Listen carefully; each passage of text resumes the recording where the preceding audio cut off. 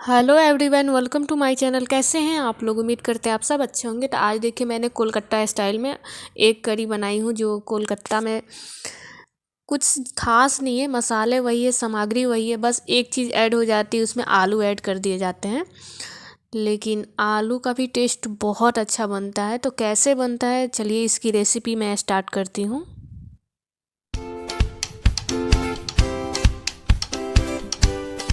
तो सबसे पहले मैंने एग बॉयल कर लिया था और इसके छिलके उतार ली हूँ, आप देख सकते हैं।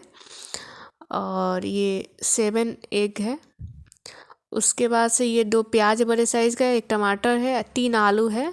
मतलब 80% बॉयल्ड है, ज़्यादा बॉयल नहीं है कि एकदम मैश हो जाए, और ज़्यादा कच्चा भी नहीं होना चाहिए अगर एग में बना रहे हैं आलू डाल के। और ये देखिए 1 टेबल स्पून ये लहसुन, अदरक और स्वाद अनुसार हरी मिर्च है। आप चाहें तो इसका पेस्ट यूज़ कर सकते हैं। तो नेक्स्ट स्टेप है, कढ़ाई में मस्टर्ड ऑयल डाला। ऑयल को गर्म करना बहुत ज़रूरी है। उसके बाद गर्म करने के बाद ये क्या करेंगे, अंडे को मैं फ्राई करूँगी और साथ में आलू को भी फ्राई करूँगी। तो ये देखिए अंडे को थोड़ी सी हल्दी के साथ मैरिनेट कर दी थी, मैंने आपको दिखाना भूल गई। ये ऑप्शनल है, आप चाहें कीजिए या नहीं कीजिए। और ऐसे सारे अंडे को डाल लूँगी। फिर आलू को भी डाल दूँगी। आलू को 80% या 70% इसलिए बॉयल करना है ना, ज़्यादा कर देंगे तो टूट जाएगा और मैसी हो जाएगा। तो आलू ऐसे साबुत दिखे, मतलब उसको बीच में से कट लगा दी हूँ। एक आलू में 2 पीस करी हूँ मैं। इसको हल्का सा फ्राई करूँगी ताकि उसके ऊपर का लेयर जो है क्रिस्पी हो जाए, थोड़ी सी कलर चेंज हो जाए। देख सकते हैं आप, इसी स्टेज तक ही मैं फ्राई करूँगी, ज़्यादा नहीं करूँगी। और सारे अंडे और आलू को निकाल लेती हूँ। ये देखिए ऊपर का स्किन इसका हल्का सा फ्राई हो चुका है। फिर नेक्स्ट स्टेप पे चलते हैं। कढ़ाई में उसी मस्टर्ड ऑयल जो बचा हुआ है उसमें साबुत कुछ गरम मसाले, बड़ी इलायची, छोटी इलायची, काली मिर्च, दालचीनी, जीरा, आप चाहें तो इसका पाउडर ऐड कर सकते हैं लास्ट में कढ़ी में। और इसके बाद से ये कूटा हुआ अदरक, लहसुन और हरी मिर्च की पेस्ट है। हरी मिर्च को टोटली स्किप कर सकते हैं और लाल मिर्च पाउडर इंक्लूड कर सकते हैं, ये आपके ऊपर डिपेंड करता है। 1 मिनट तक हल्का ब्राउन होने तक मैंने इसको भून लिया है, आप देख सकते हैं। उसके बाद से मैं क्या करूँगी, प्याज को ऐड कर दूँगी, आप देख सकते हैं। और उसके प्याज को कम से कम हल्का ब्राउन होने तक फ्राई करूँगी और थोड़ा सॉफ्ट हो जाए। प्याज को सॉफ्ट बनाना तो यहीं स्वाद अनुसार नमक ऐड कर दीजिए। फिर उसके बाद से इसको अच्छे से मिक्स करके भूनती जाऊँगी जब तक ये हल्का ब्राउन और जूसी, मतलब सॉफ्ट ना हो जाए। तो ये देखिए हल्का ब्राउन हो चुका है और भून भी ली हूँ। उसी स्टेज में ये टमाटर को ऐड कर दे रही हूँ। और खैर टमाटर को मसाले के साथ आप पका सकते हैं। तो चलिए सारे मसाले मैं बताती हूँ क्या क्या डालती हूँ। तो सबसे पहले हल्दी पाउडर डाल रही हूँ कलर के लिए।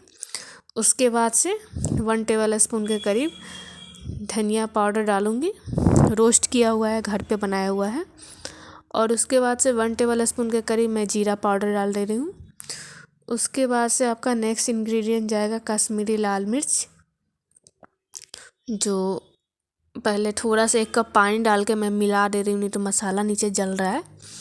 तो अगर सूखे मसाले डाल रहे हैं तो 1 कप पानी ज़रूर डालें ताकि मसाले जले ना।